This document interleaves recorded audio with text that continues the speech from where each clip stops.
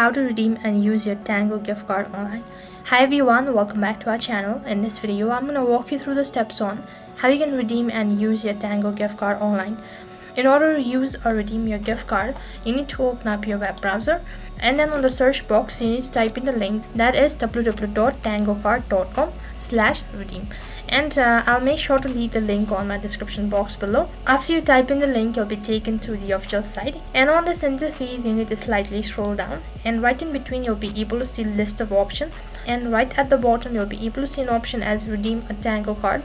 Just click on this link, and once again, in order to access the link, click on redeem here, and then you'll be taken to the page where you need to enter in the card number in order to redeem it.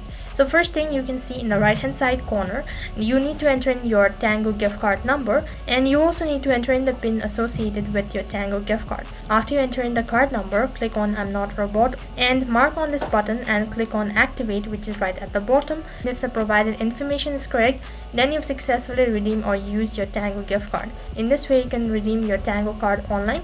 That is all for this video. I hope the video was helpful. Make sure to like, share and subscribe to our channel.